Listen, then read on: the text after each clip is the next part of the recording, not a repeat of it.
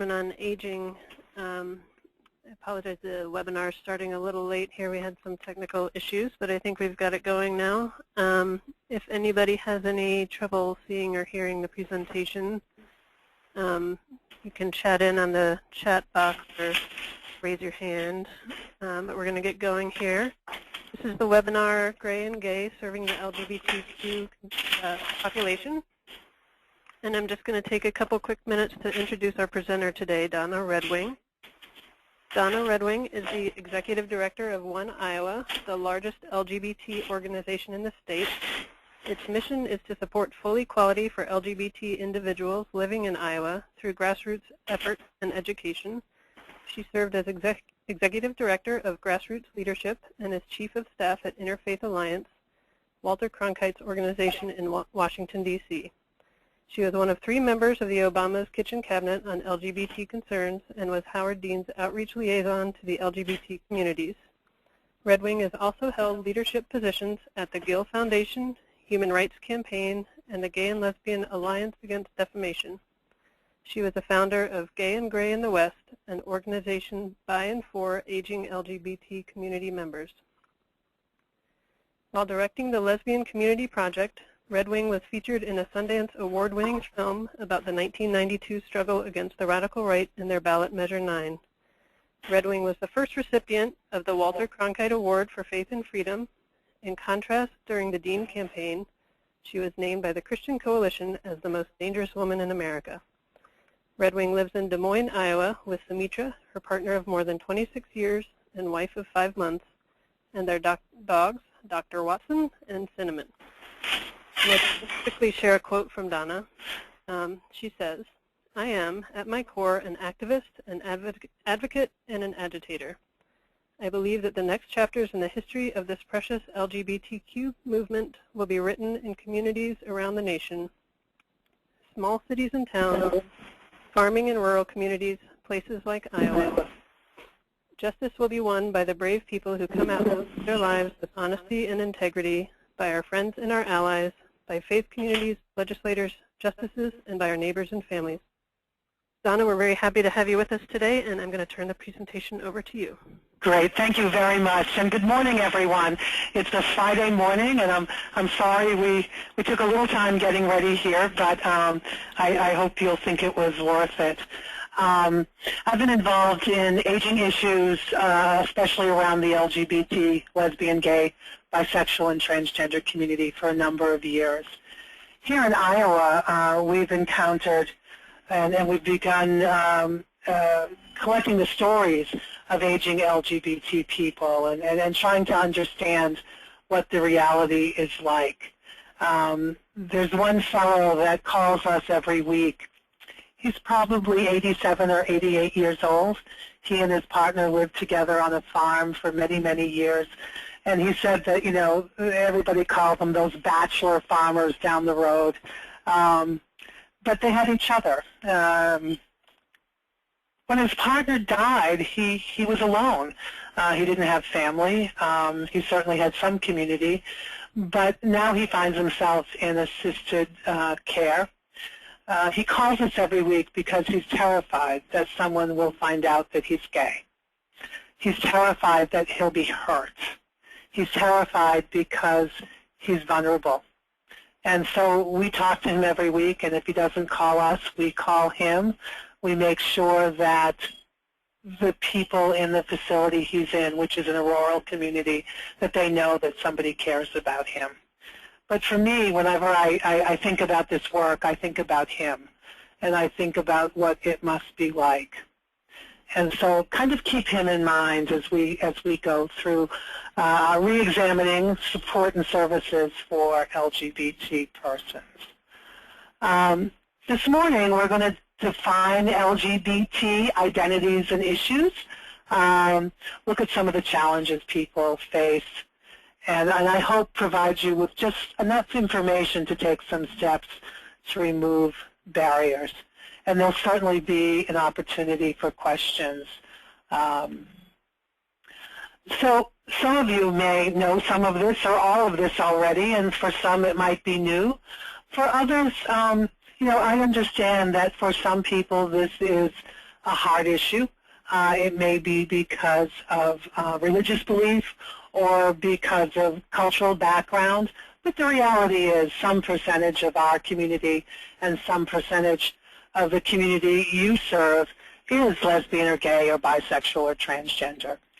So we think it's important that you recognize that everybody has a sexuality and has a gender identity, and that there are some skills that you can learn to really reach out and support folks. You know, certainly people who are out, someone like myself, I'm a lesbian and I'm out to just about everybody. So when I go to my doctor, it's no surprise that I'm a lesbian. When I seek any kind of services or support, you know, it's no surprise. But for some people, they're closeted. They haven't told a lot of people who they are in terms of their orientation or gender identity. And some people, if they feel uncomfortable, they will either lie about who they are or they'll leave. And that's not something that you want to happen. So we think it's your job to make it safe to come out. Whatever forms or questions you ask, if you can make sure there's room for example, me, if you ask me who my husband is, well, I don't have an answer for that. I'm married, but I don't have a husband. I have a wife. You can have forms that just say spouse, and ask everybody the same questions. You don't know who's gay or straight when they walk into your office. You don't know if someone is transgender. It's not as obvious as some people think. I think it's important to understand that 45% of people who are transgender, and we'll talk about who they are in a minute, 45% have not told their family doctor. 40% of gay men haven't told their doctor they're gay. But lesbians, 70% of lesbians have disclosed their sexual orientation. So I think there's some interesting information there. And you know, you don't have to be an expert. We don't expect you to become an expert on LGBT culture. But I think there's some basic information. There certainly should be a willingness to learn some of this. And most of all, an openness to hear what the people you're working with are trying to tell you. So we're going to look at sex, we're going to look at gender, sexual orientation, and gender identity. That's a lot for the first thing on Friday morning. So sex, hormones, chromosomes, genital and reproductive anatomy. You know, it's biological, male, female for the most part. Gender is socially constructed, right? There are men who may feel and or appear feminine. There may be women who may feel and or appear masculine or something in the middle. So a lesbian is a woman who is attracted to other women in sexual, romantic, and relational ties. Gay is a man who is primarily sexually and romantically attracted to men. A bisexual person is someone who could partner with either men or women. Now, here's the thing, behavior versus identity. Some straight men have had sex with another man. In this case, it was a study, 9.4% of men who identify as straight had had sex with another man in the prior year. They're not gay. Their primary attraction is female, but they have had sex with a man. And then depending on the study you look at, between 77 and 91% of lesbians have had at least one sexual experience with a man. So we have to look at behavior versus identity. And identity is what you should be concerned with, how someone identifies, how they feel about themselves. So we all have a gender identity. But for some people, the sex they were born with, let's look at someone who was born with male genitalia. That's the sex they were assigned at birth. Their gender identity may be female. And that's where we have transgender folks. How they were biologically assigned at birth and how they feel, who they feel they are, just doesn't match. And I think we talk about transgender people much more today than we used to because we have much more information. Transgender people can transition at any age. I've talked to people in their 50s and 60s and 70s who always knew, for example, if they were born in a male body but always felt like a female, but they didn't have the means or the information or education to transition until much later in life. I've known others who have transitioned in their late teens or early 20s. Some people will decide to change their name or their pronouns. He becomes she. John becomes Paula. Some may take hormones. Some may have surgery. Some may not. And so this is where I think it gets complicated for those of us who are not transgender because there are so many variables. So if someone does come out to you as transgender, ask what they prefer to be called and use that name. Maybe John is transitioning to Paula. John's license may still say John, but John is living as a woman and prefers female pronouns and prefers to be called Paula. You need to do that for them. So ask about the pronouns. Ask the questions that are necessary for you to do your job and to be respectful. But don't ask, if you have real curiosity about the transgender community, look it up. Don't ask really, unnecessary questions. So we look at sexual orientation, lesbian, gay, bisexual. It's not a choice. It's not an illness. It's not going to be changed by therapy. For years and years, people tried to do that.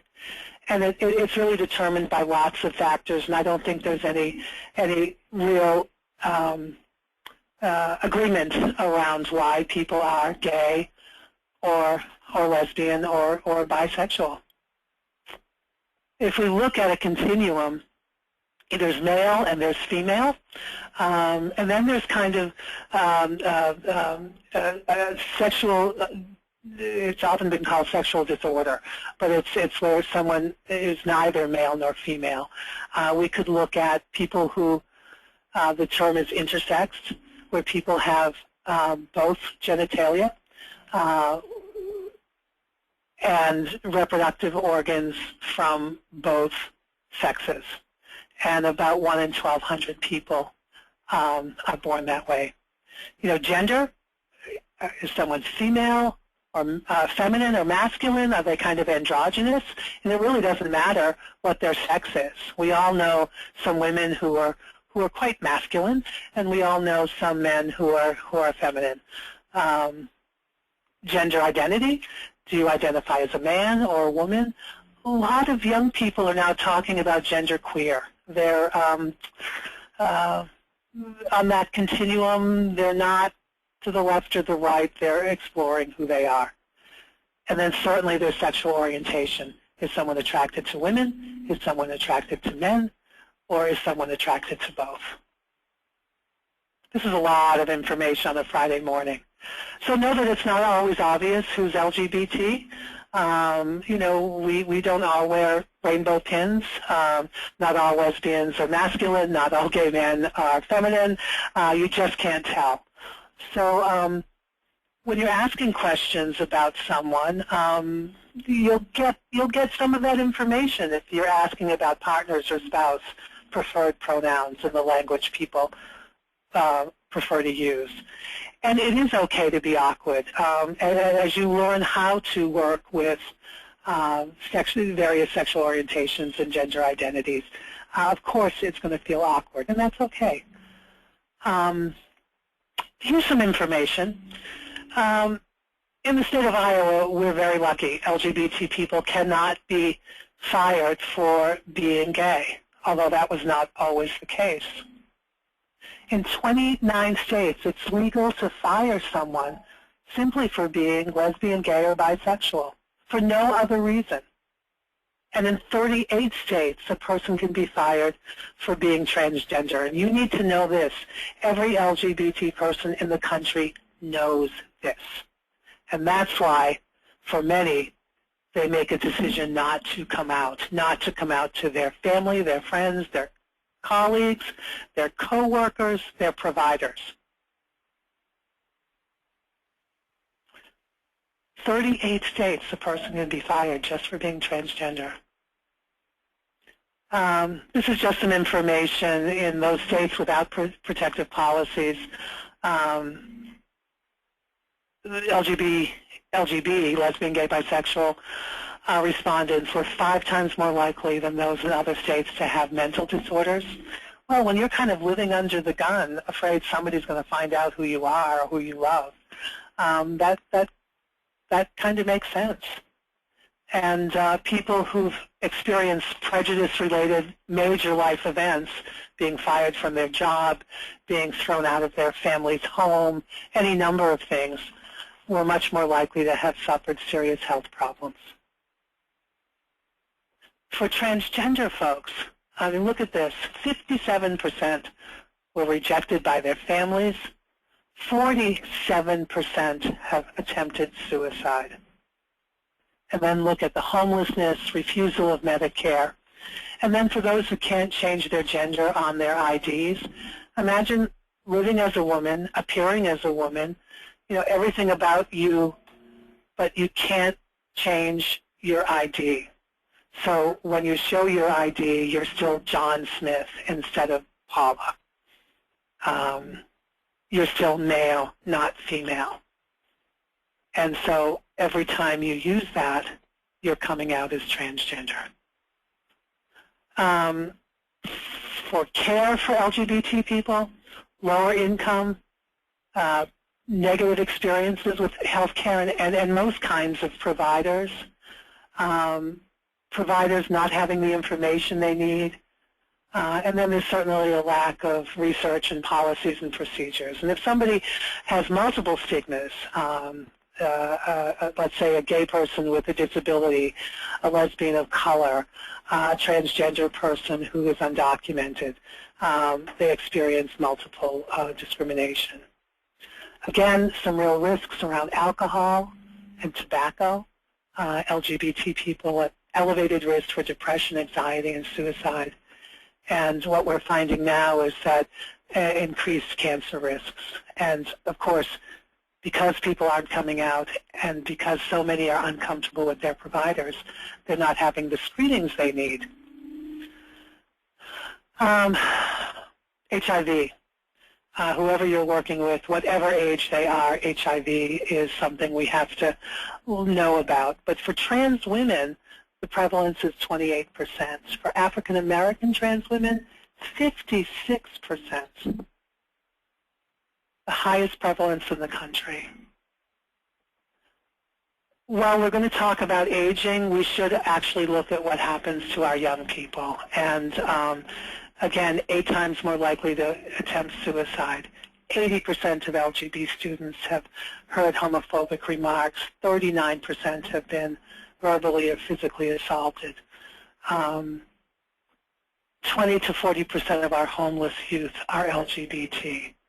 And 70% of our homeless youth who are LGBT cite their family rejecting them as the cause. So that lays the groundwork for somebody's life, what happens when they're young. And then if we look at young people and what they worry about and what they think about, non-LGBT youth, classes, exams, grades, college, career, money. For LGBT youth, families that don't accept them, bullying, and fear of being out in the open. We want our kids to be worried about grades and college and career, but they're worried about some other things. And then when we look at the disabled, there are an estimated 4 million disabled people in the United States who identify as LGBT. We know that people with disabilities have a high unemployment rate. Incidents of violence against them are more prevalent when someone is both LGBT and disabled. And even within the LGBT community, many of our organizations and support facilities are simply not accessible. And so people can't even access the services that we should be providing for them. So look at our elders. They came out in a very different era. They came out before anyone talked openly about lesbians and gays, and certainly bisexual and transgender people. We call them the Stonewall cohort because in the late 60s, the Stonewall riots were the very beginning of the modern LGBT pride movement. A group of people at a bar in New York City were simply tired of the police coming in, raiding the bar, shaking them down for money, and so they fought back. Most of our LGBT elders are single. They live alone. They certainly rely less on children and family. For many of the folks in this generation, they had to create their own families because they were thrown out of their families of origin. And the sad part is that era, that generation of LGBT people who fought so hard for equality are now going back into the closet, especially when they go into long-term care. Because, as our friend who calls us every week, they're afraid. They're afraid. Higher poverty rates, 9.1% and 4.9% among elder lesbian and gay couples. Lots of health disparities. And there's certainly, our elders are certainly at risk for isolation, neglect, and discrimination. When we look at HIV and aging, this is really frightening. If we look at the fact that they account for about 17% of new diagnoses, they're 36% of everyone living with AIDS, and 45% of all deaths of persons with AIDS HIV. If you're working with elder LGBT people, you need to know this. For many, they don't recognize what's happening to their bodies as HIV related. They just think it's aging, right? They're not going to get tested as much as young people because they simply don't have the information. They don't know as much. And the stigma of HIV among this generation is much, much more severe. So they're not getting tested at the rate they need to. And they're hiding, if they do get tested, they're hiding their status from their friends and families.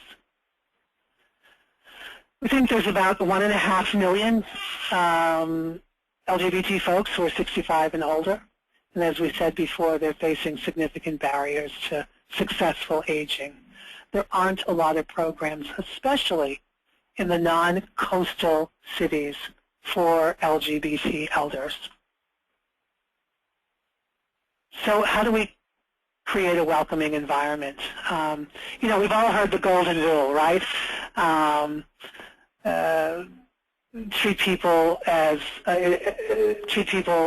we would like to be treated. And I love the platinum rule. It's treat other people the way they want to be treated. So when we have LGBT folks come into our organizations or agencies, you know, how do they want to be treated? So think about your language. Spouse, partner, he, she. If someone uses the word partner, mirror that language. As simple as it sounds, having a little rainbow pin or a little rainbow sticker or something that just signals that this is a welcoming and affirming place goes a long way. If I'm at a little cafe even and there's like a little rainbow sticker on the window, I just feel like it's okay wherever I am that I can be in this place. Make sure that the folks you work with know that whatever they tell you, that there's absolute confidentiality. And it wouldn't hurt to have an LGBT publication in your office or waiting room, the Advocate magazine or Access Line or something like that. And just learn more about us. We're a pretty interesting community. And finding information about the LGBT community is much easier than it used to be. So you're talking to someone and you say, are you married? In Iowa, that's great because there are same-gender marriages and they're legal. We used to have to say, are you partnered? In this state, we can say, are you married? When we talk to family members, a family member may have two moms or two dads. So we ask, who are your parents, not who is your mother and your father. And then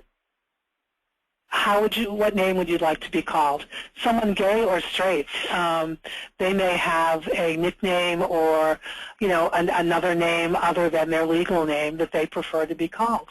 And for a transgender person, that's probably much more likely. And certainly pronouns. What pronouns do people want you to use? So again, anything you can do to signal that you are a welcoming and affirming environment will really help LGBT folks just feel much more comfortable and much more willing to be open. You might want to post and enforce LGBT inclusive non-discrimination policies. The state of Iowa is very clear. It is the law. You cannot discriminate against this community. You might want to offer your staff continuing education on the issues. You look at diversity in your staff. One way to diversify your staff is to outreach to LGBT folks. And if you can, if you're doing any research or data collection, include LGBT questions. So I just want you to think, this is like a lot of information thrown at you, but let's say there's a 67-year-old guy. He's been ill. He's in your office. A staff person with his boyfriend. A staff person walks by, and this old guy and his boyfriend exchange a kiss. Your staff person says, "You can't do this here. This is no place for making out." And they weren't making out. They exchanged a kiss. What would you do? What do you say to the staff person? What do you say to the client? Do you treat them like you would treat a male and female, a husband and wife, or do you treat them differently? Or you have a client who was male at birth, transitioned to female many, many years ago. She's now an elder. She's 68 years old. She's just been diagnosed with prostate cancer, and she's told that because she's female now, her insurance won't pay for her surgery to treat her prostate cancer. What do you do? Whatever service you provide, what do you do in a case like that? Is there any way that you can help? What do you even say to her? And this has happened more than once. So you should know that there are LGBT people in every facility, either as clients or as colleagues. Learn what you can about LGBT folks. Know their challenges, their risks. Incorporate their families if that's part of how you do business. Remember that it's not always obvious who is lesbian or gay or bisexual or transgender. And it's okay to ask questions, and it's certainly okay to be awkward. I'm still awkward sometimes, and it's simply okay. So I think we're at the place if there are any questions or discussion.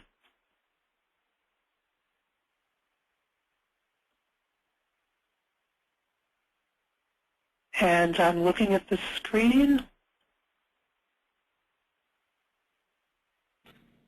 Hi, Donna. This is Jane. I'm just kind of curious in terms of, like in rural Iowa, if places are looking for things like the safe place signs or rainbow stickers or that sort of thing, and it might be a little bit harder to find. Are there resources online or through your program? Sure, sure. People can get in touch with us at One Iowa. The phone number is 515-288-4019 or simply oneiowa.org. And we can either point people in the right direction in their own area, or we can provide some of that material. We're a statewide organization, and we're very intentional about working in rural and farming communities. Thank you. And I'm wondering, too, in terms of like questioning when, you mentioned kind of having open questions during hiring practices and things like that. Is there any guidance around what kinds of, how we can make questions more inclusive without crossing the line into things? Right. That's a hard one, right? Yeah.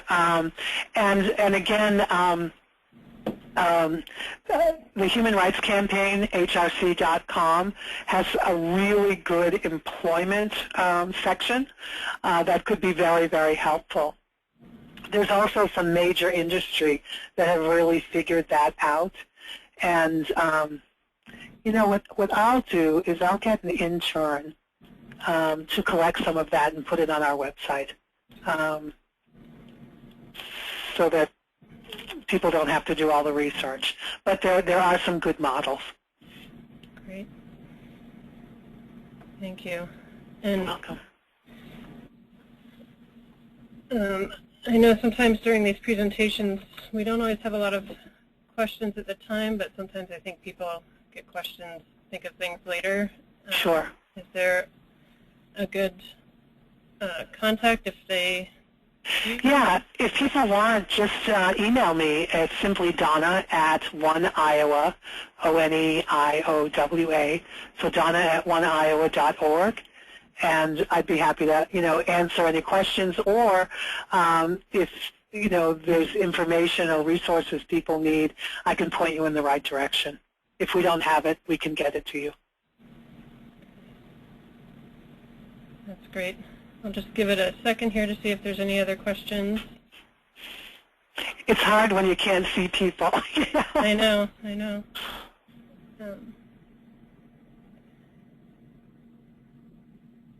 Well, I think we'll wrap it up for now, and I'm not seeing any other questions at this time. But I think this was a super helpful presentation, and we will have it archived on our website. I know that there were some people that contacted me that are had conflicts but are interested in accessing it. So it will be on our website, and you may get some questions later from Great. And I think the last slide actually has contact information. Okay. Yeah. But it's very simple, oneiowa.org. Excellent. Thank you so much, Donna. We really appreciate your time and the presentation, and I think it was very informative and helpful. Great. Thank you so much. Have a great day. Thank you for being here. You too. Bye-bye.